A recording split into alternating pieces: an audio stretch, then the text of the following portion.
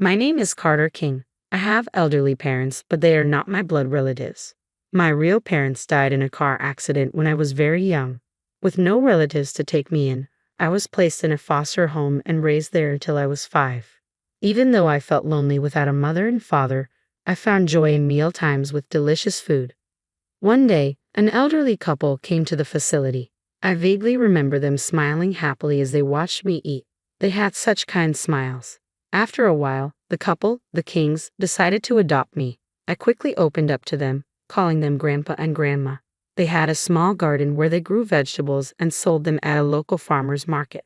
Though they didn't make much money, the leftovers from the market and the vegetables not good enough for sale ended up on our table every day. I loved Grandma's pickled cucumbers and potato soup.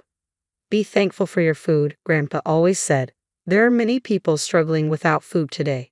We must be thankful for every meal, Carter. I hope you grow up to be someone who can help those who are hungry and in pain. I nodded seriously, and he smiled gently. His teaching stayed firmly in my heart. We lived a simple life without luxury, but were raised with a lot of love and happiness. I helped with the farming while attending high school. I thought about getting a job after graduation to help with the family finances.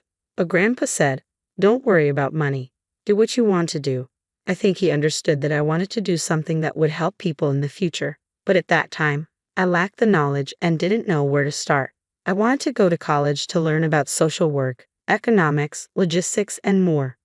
For times like these, Grandpa said as he handed me a bank book. The account was in my name, Carter King. He had been saving for my education. I was moved to tears by his thoughtfulness.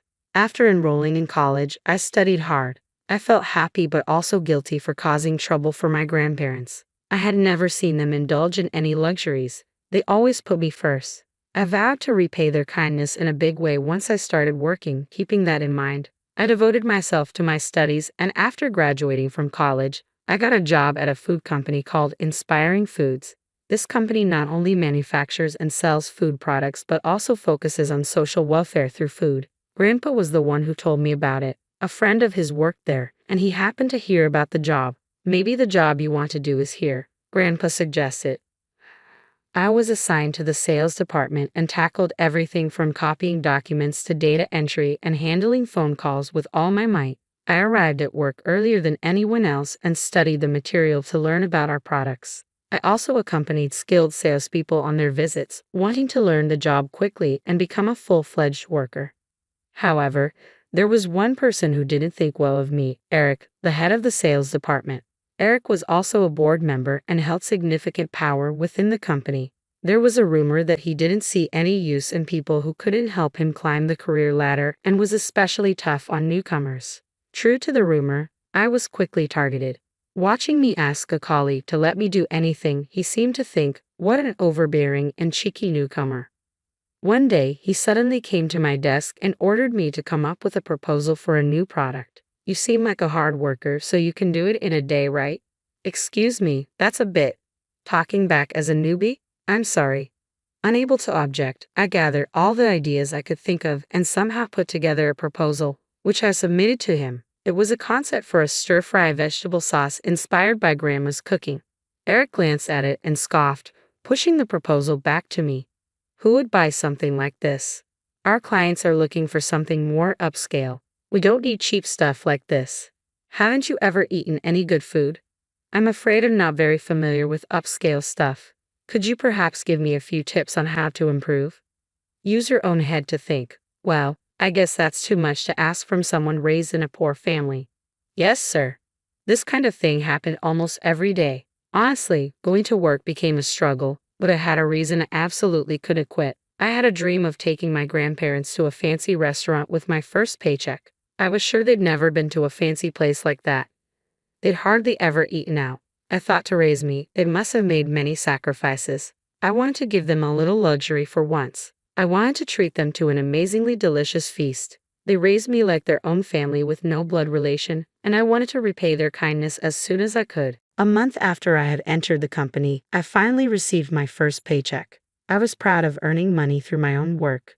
One of my colleagues recommended a fancy restaurant he had used for entertaining clients. So I made a reservation for 3 and called my grandparents.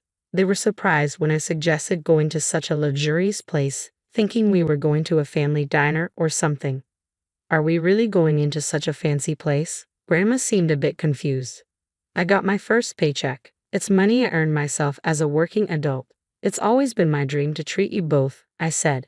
Tears welled up in her eyes. It's all thanks to Carter's thoughtfulness. Let's enjoy the feast without holding back, Grandpa said happily. Nervous about our first time in such a restaurant, we stepped in. Then, from a back room, I heard a familiar voice. As the door opened, Eric came out. Hi, good evening, I said, reflexively straightening my posture. Why are you here? He looked at me curiously. Just having dinner with my family, I replied timidly. This place is for entertaining important clients, not for common folks like you. He scrutinized us and continued. Coming to a restaurant in such cheap attire is out of place. Even if you eat high-end food, you won't appreciate its value.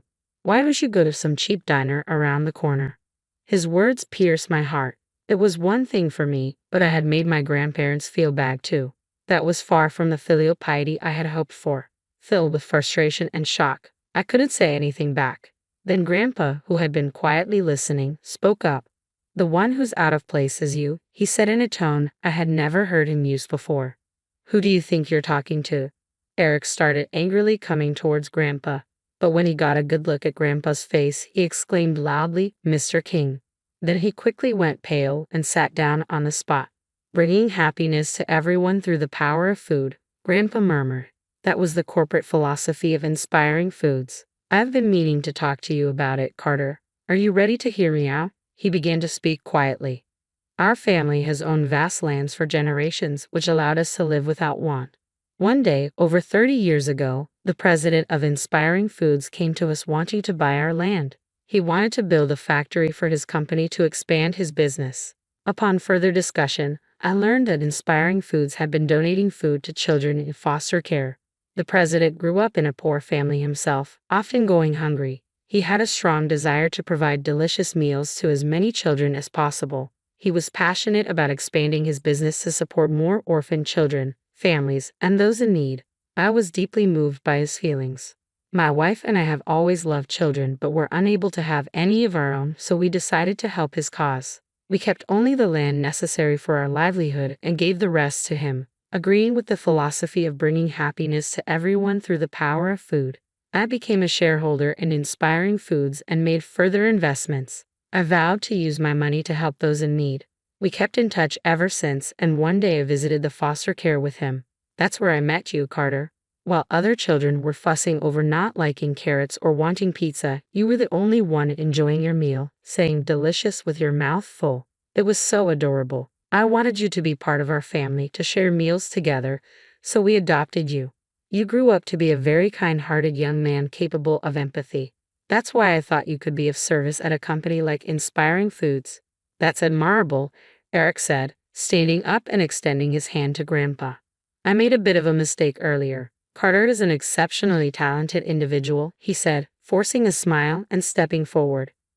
Grandpa coldly shook off his hand. It's too late. You will never understand the true value of a meal, the value of sharing a table with loved ones. Inspiring Foods is a company that saves people through the power of food. You have no right to call yourself a part of Inspiring Foods. It was the first time I saw Grandpa raise his voice. I will inform the president of everything at tomorrow's shareholders meeting. When you return to the office, don't expect to find your seat there. Eric trembled and ran off as if fleeing the scene. That day, the three of us enjoyed a delicious feast. As we ate, they told me many things I never knew before. I was also able to tell them how hard I've been working. Did I manage to repay you too a bit? Of course. You've grown up and are working hard as a respectable adult. That's enough repayment for us, Grandpa said with a happy look. Today's meal will be an unforgettable memory, Grandma added, truly enjoying the time with the three of us. I felt our family bond deepen more than ever before. The next day, Eric was nowhere to be found at the company. Fearing that his harassment would come to light, he had vanished. In fact, after my case, there were multiple complaints from other new hires and employees who had been harassed by him, leading to his dismissal by the board. Gerald, the colleague who had recommended the fancy restaurant to me, became the new head of the sales department. No one has worked as hard as you in their first month, Gerald said, praising my efforts. He even took the time to review the proposal Eric had rejected, offering many suggestions. "You might become president one day," he said with a laugh, showing affection. "I want to continue gaining experience and someday take part in a business that delivers delicious meals to those in need. For now, I'm committed to giving my all to the work in front of me, to help create happy moments around the dining table for others. I work for the sake of society today, as always."